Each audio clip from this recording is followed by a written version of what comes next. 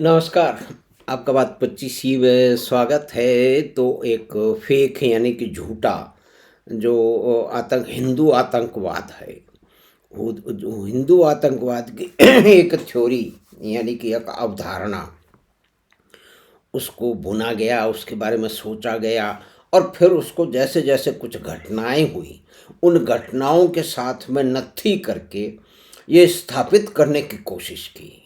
जैसे देश के बड़े-बड़े नेताओं ने, यानी कि प्राचीनतम पार्टी के नेताओं का इसमें मुख्य रोल था। प्राचीनतम पार्टी, इससे ज़्यादा कहना कुछ खतरे से खाली नहीं है।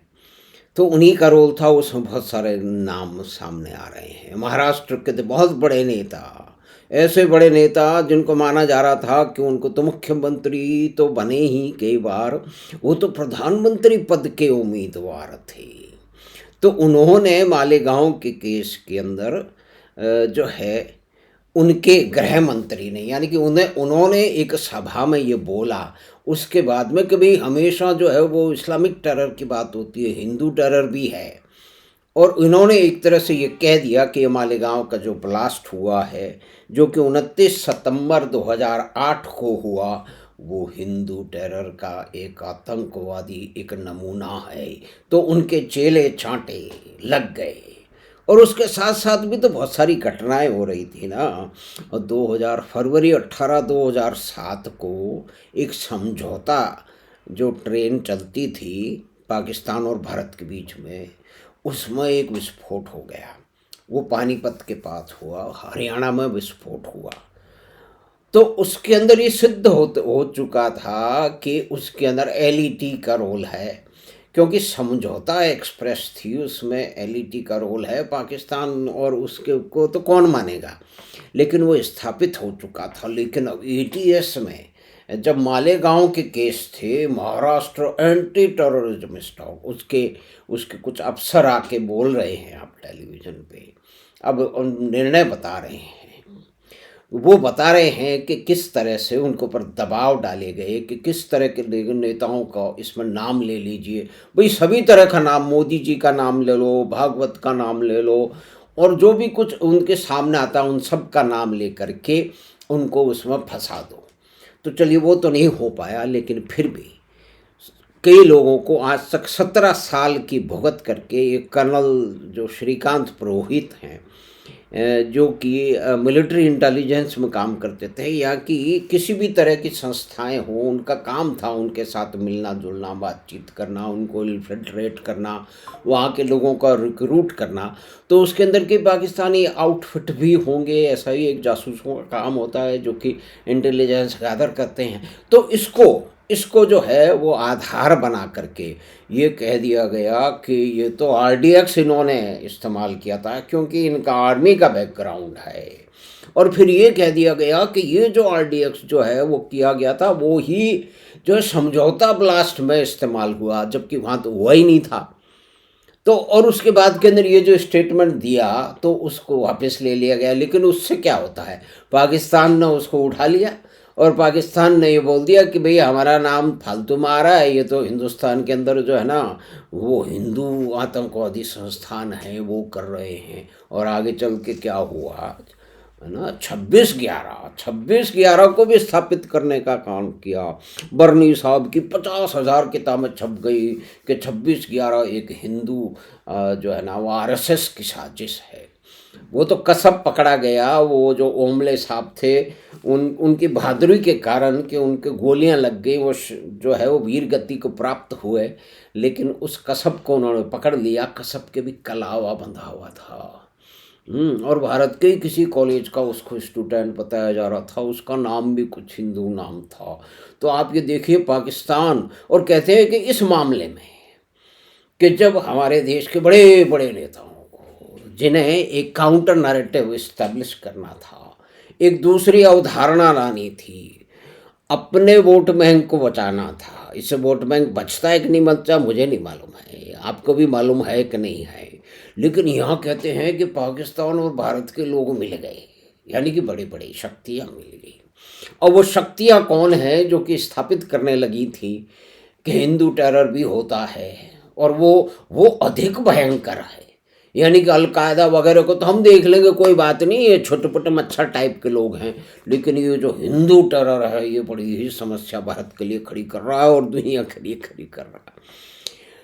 और इस देश में ये चल गया, लेकिन इसके जो जिम्मेदार लोग हैं जिन्होंने इसकी प्लानिंग की, इसकी योजना बनाई और उसके बाद सरकारी क्षेत्र में, एटीएस में और इन्वेस्टिगेशन एजेंसीज में बैठे हुए उनके प्यादे, उनके चमचे, उनके चोटीकट गुलाम, जिन्होंने अपने कुछ फायदे के लिए, मंत्री जी के नंबर आना है, हमें सामने आना है, हमें ये मिल जाएगा, इनाम मिल जाएगा, पदोन्नति मिल जाएगी, पता नहीं और क्या क्या मिल जाएगा, उसके लिए उन्होंने अपनी कॉन्शियस को, खैर कॉन्शियस की तो क्या बात करें, कि उन्होंने इसमें शामिल हो गए। और अंत में जाकर के अभी जो निर्णय आया है मालेगांव क्लास में, कि उसमें वो अपराध सिद्ध ही नहीं कर पाए। यानी कि जिस मोटरसाइकिल में आरडीएक्स की बात थी वो पहले ही बेच दी गई थी। जो आरडीएक्स लेने के लिए कर्नल पुरोहित के घर गए वो उस समय वो थे ही नहीं। यानी कि कुल मिला के एक पूरा जंजाल खड़ा किया गया था। उस जंजाल को खड़े करने का सिर्फ उद्देश्य इतना ही था कि एक झूठा जो है वो कथानक कि हिंदू टेररिज्म का कोई कलर नहीं होता, लेकिन यहाँ कलर ढूंढा जा रहा था, यहाँ कलर को बताया जा रहा था कि भगवा आतंकवाद है। और इसको बहुत सारे लोग कह रहे थे जो कि ऑक्सफोर्ड में भी पढ़े हुए हैं, और भी बहुत सारे नाम हैं। देखिए, नाम लेने से हमें थोड़ा सा डर लगता है क्योंकि बड़े बड़े लोग हैं, उनके यहाँ पुलिसें पहुँच जाती हैं। तो ये तो सामने ही है कि हिंदू टेरर यानी कि भगवा आतंकवाद का ये इतना बड़ा जो है एक झूठा नैरेटिव किसने स्थापित किया। आज उस पर कोई बात ही नहीं हो रही है। दूसरी बातों पे हो रही है। लोग ट्रम्प साहब बोल रहे पड़े हैं, ट्रम्प भारत के बारे में झूठ बोल रहा है, उसको भारत के लोग उसको साथ ले, वो ही लोग हैं जो ट्रम्प की बात को सच मान रहे हैं और कह रहे हैं कि भारत की इकोनॉमी खड्डे में जा रही है। तो खैर, इकोनॉमी की पे तो हमने बात कर ली, आगे भी बात करते रहेंगे, लेकिन ये एक विशेष परिस्थिति है कि कुल मिला के जिसमें बात यह है कि उन लोगों को सज़ा मिलने की कुछ कार्रवाई होनी चाहिए जिन्होंने बिना आधार पे ये स्टेटमेंट दे कैसे दिया, चाहे वो पार्लियामेंट के बाहर दें चाहे पार्लियामेंट के अंदर दें। जब जिम्मेदार पोजीशन पे हैं तो बिना किसी इन्वेस्टिगेशन के, बिना किसी प्रूफ के, अपनी इच्छा से अपनी पॉलिटिकल नैरेटिव सेट करने के लिए आप झूठ बोल कैसे देते हैं। और उसके बाद में वो लोग जो कि उनकी चमचागिरी के तंत्र जो है वो सरकारी तंत्र में है, इन्वेस्टिगेशन एजेंसीज में है, और बीबीसी कह रही है कि इसके अंदर जो है ना ये संशय की बात है। अल जजीरा भी तो यही कहेगा ना, और बीबीसी में भारत के लोग बैठे हुए हैं जो कि पूरा का पूरा जो है ना भारत विरोधी एजेंडा चलाते हैं। तो इसके तो कई कारण हैं, लेकिन मुख्य बात यह है कि ये बात सामने उजागर हुई है। अब इसकी केस की डिटेल तो बहुत सारे जो है वेबसाइट पर अवेलेबल है। मोटी मोटी बात यह है कि इसकी जिन लोगों ने योजना बनाई है वो सारे के सारे दुष्ट आज बिना, और जिन्होंने क्रियान्वित किया है, 17-17 साल लोगों को जेल में रखा है। और यहाँ पे एक दूसरा केस भी है कि वो बम्बई का जो केस में उसमें छोड़ दिया, उसके अंदर शायद सुप्रीम कोर्ट से फिर उसमें जो है वो दूसरी उसमें बात हो गई है। लेकिन दोनों में हमारे देश के जो नेता हैं जो कि तथाकथित सेकुलर हैं वो उल्टा विचार रखते हैं कि जो बम्बई के बम ब्लास्ट हुए थे उसमें तो जो छोड़ दिया गया वो तो सही है, उनको कंपनसेशन मिलना चाहिए। फिर बाद में आगे जाके उलट गया, महाराष्ट्र की सरकार चली गई तो यहाँ कह रहे हैं कि आप भी चले जाओ। अरे भाई, जब सब मालूम है कि ये सब झूठा केस है तो क्यों चले जाओ। इस देश में सेकुलरिज्म का झूठा नैरेटिव घड़ के कितने लोगों को सज़ा मिली है, कितने, और उसका मुख्य बात यह है कि उसके षड्यंत्रकारी और उस षड्यंत्र को आगे ज़मीन पर उतारने वाले लोगों को जेल में डालने वाले लोग जो है वो बाहर घूम रहे हैं। तो इसका भी तो कोई कानून बनना चाहिए ना। संविधान की बात है ना, यह संविधान की जो है ना वो क्या कहते धज्जियाँ उड़ाई जा रही हैं, झूठे केस बनाए जा रहे हैं, लोगों को 17-17 साल जेल में रखा जा रहा है, और फिर वही लोग ये जो सब करने में तत्पर हैं वो संविधान का गुटखा लेके जेब में घूमते हैं। तो हमें आशा है कि छोटी सी बातचीत जो कि महत्व तो बहुत बड़ा है इस चर्चा का, कि जो है वो staging fake Hindu terror conspiracy, यानी कि भगवा आतंकवाद उस पे की, तो आपको पसंद आई होगी। तो आप चैनल बात 25 को सब्सक्राइब करें, लिंक अपने मित्रों और परिवार के साथ साझा करें।